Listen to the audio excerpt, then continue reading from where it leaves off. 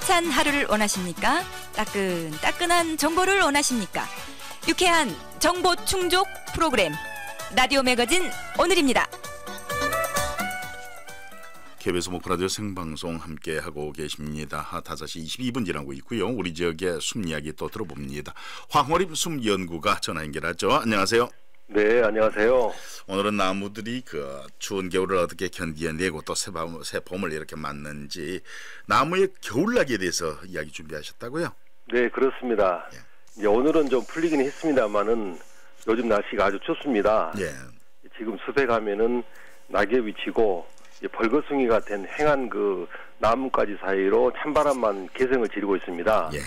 또 이제 눈이 내려가지고 모든 것을 하얗게 덮어버리면은 산새들마저도 자취를 감추어버린 그런 황량하고 고즈넉한 겨울숲은 인생의 덧없음마저 느끼게 하는 것 같습니다. 예. 그래서 오늘은 나무들이 춥고 긴 겨울을 어떻게 날 수 있는지 알아보도록 하겠습니다. 네. 그런데 황 선생님께서는 겨울에도 꾸준히 숲을 찾는다는데 뭐 특별한 이유가 있습니까? 네, 이제 숲은 어떤 계절도 그냥 지나칠 수가 없는 것 같습니다. 숲이 이제 하나의 그림이라면 봄 숲은 그 낙엽 하랩수 연두색과 분홍색 진달래 그리고 하얀 벚꽃이 어우러진 수채화 같고 또 여름은 초록빛 파도가 일렁이는 바다 같은 페인트화가 됩니다. 네. 또 알록달록 단풍 든 가을 숲은 크레파스와 같고 낙엽이 지고 또 하얀 눈이 내린 겨울 숲은 한 폭의 순복화가 됩니다. 겨울 숲은 그 숲의 민낯이라고나 할까요? 그동안 이제 나뭇잎에 가려져 있던 숲의 속살을 들여다보고 또 자세히 관찰해보는 그런 재미가 솔솔합니다. 예. 또 그런 데서 또 재미를 느끼시고 즐거움을 찾고 그러시네요. 그렇습니다. 이 나무가요. 겨울을 나는 어떤 준비 과정부터 좀 알아볼까요? 예. 네. 네. 이제 사람들이 겨울을 앞두고 김장 등 월동 준비를 하듯이 남들도 겨울을 지낼 준비를 하거든요. 네. 여름이 절정인 7, 8월까지 활발하게 나오는 그런 성장 호르몬이 9월부터는 멎게 되고 이제 장차 나뭇잎을 떨어뜨리기 위해서 잎과 가지가 연결된 잎자루 끝부분에 떨겨층을 만듭니다. 네. 최저 기온이 5도 이하로 떨어지면은 그동안의 에너지만 소모하는 잎은 필요 없게 되고 또 잎으로 보내는 수분과 영양분을 줄이게 되면은 잎에 있는 엽록소가 조금씩 파괴되면서 이제 단풍이 들게 되거든요. 예. 그 단풍이라는 것은 그러니까 나무의 월동 준비다. 이제 그렇죠. 이렇게 예. 알면 될 것 같고요. 그런데 소나무 같은 침엽수 같은 거 보면요, 잎이 겨울에도 이제 그대로 있잖아요. 또 그런 나무들은. 네. 이제 침엽수는 한립수에 비해서 좀 더 이제 정교한 그런 이제 겨울을 지내기 위한 메커니즘이 있거든요. 네. 침엽수는 온도가 낮더라도 햇볕만 있으면은 이제 초겨울이나 초봄에도 광합성을 할 수가 있습니다. 네. 광합성을 하려면 이제 꼭 물이 필요하지 않겠습니까? 네. 그런 물을 나르는 침엽수의 헌물관 그 지름이 하립수에 비해서 아주 적습니다. 그래가지고 설령 이제 헌물관이 얼더라도 네. 기포가 발생되지 않고 또 기포가 발생된다 하더라도 크기가 아주 작다 보니까 그 나무 조직으로 다시 흡수될 뿐 조직의 피해는 이제 주지 않게 된다고 합니다. 네, 그러니까 물이 꽁꽁 얼 정도로 이렇게 날씨가 추워도 이 나무들이 얼지 않고 살 수 있는 그런 비결들이 다 있네요. 그렇죠. 그 나무들에게는 얼지 않는 비결이 있는데요. 네. 첫 번째 비결은 그 수액의 흐름을 차단하고 세포에서 물을 빼버리는 것입니다. 네. 세포에 수분이 적으니까 예. 얼음이 제대로 이제 얼 수가 없는 것이죠. 그렇죠. 네. 그리고 이제 두 번째는 그 부동액을 만드는 것인데요. 차량의 부동액에 그 화학 첨가물로 인해 가지고 빙점이 나눠지지 않습니까? 예.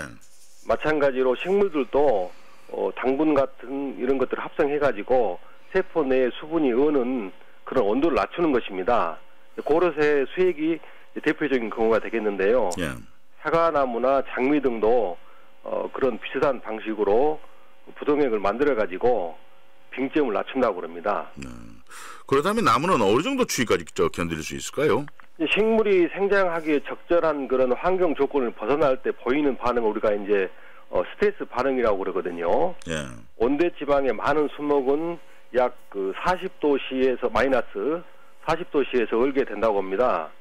그리고 이제 내한성이 큰 자작나무나 오리나무 또 사시나무, 버드나무류는 결빙 현상이 없는데 이것은 세포 간격에서 결빙이 일어나면서 거의 모든 수분을 밖으로 빼내기 때문에 그렇다고 합니다. 네. 그래서 이제 이러한 수정원 연구 결과 마이너스 196도씨의 그 액체질소 처리에서도 살아남았다고 합니다. 네. 자연적으로 이제 서서히 순화한 식물은 그 아주 낮은 온도에서도 생존할 수 있다는 것이죠. 저온 순화한 식물들은 마이너스 40도에서도 이제 쉽게 생존하고, 과학자들은 버드나무류나 그 침엽수는 최저 온도의 한계가 없다고 그렇게 믿고 있습니다. 나무에게 피해를 주는 다른 경우도 또 있을까요?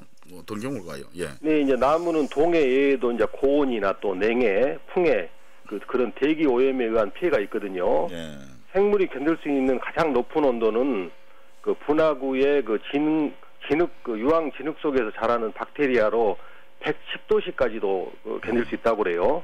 그렇지만 이제 일반적으로 고등식물의 경우에는 종에 따라 다르긴 하지만 대략은 그 50도에서 한 60도씨가 되면 견디기 힘들다고 합니다. 예. 그래서 온대지방의 수목은 이제 빙점 근처에까지 온도가 내려가면 냉해 피해가 나타나고, 또 바람은 그 증산장애 촉진이랄지 또 줄기의 기형, 쓰러짐, 또 잎의 손상이라든가 이런 피해를 가져옵니다. 그리고 우리가 잘 아는 어항산가스나 또 질소 화합물, 오존, 수목 속에도 강한 이런 독성 물질이 대기오염 물질도 수목의 그 활력 감소나 또 고사 피해를 준다고 합니다. 그리고 이제 오늘 겨울나기에 대해서, 나무의 겨울나기에 대해서 쭉 설명을 해주셨는데요. 이것도 좀 궁금합니다. 외국의 경우는 가로수에 이제 흰 색깔의 페인트 같은 거 이렇게 칠해져 있고 그런데 그건 왜 그런가요? 네, 이제 그런 모습은 주로 이제 소련 연방 국가였던 동유럽이나 북한에서 많이 볼 수가 있거든요. 예. 저도 이제 2년 전에 코캅스라고 이제 뭐 조지아나 아르메니아, 아제르바이잔 여행시에 가로수로 심어놓은 호두나무나 살구나무 흰 칠이 칠해진 것을 많이 봤습니다. 네. 나무에 이제 흰색 수성 페인트나 석회를 바르는 것은 겨울은 나무 줄기 남쪽 부위는 이제 햇볕에 가열되면은 햇볕을 받지 않는 그늘진 부분보다도 온도가 20도 이상 올라간다고 합니다. 예. 그런데 이제 해가 지게 되면은 네. 온도가 이제 급격하게 내려가 가지고 동해 피해를 입게 되는데 이제 가지가 이제 이렇게 터지게 되거든요. 예. 이러한 것을 방지하게 된다고 합니다. 이제 특히 그 지면과 가까운 하단 부분에 피해가 크다고 그러는데, 우리가 이제 다니면서 보면 나무에 이제 집을 감싸는 것 있지 않습니까? 예. 이런 것도 이제 그런 목적이라고 합니다. 이런 것은 우리나라에서도 그 가수원에서 많이 활용하고 있는 동계 피서 방지책입니다.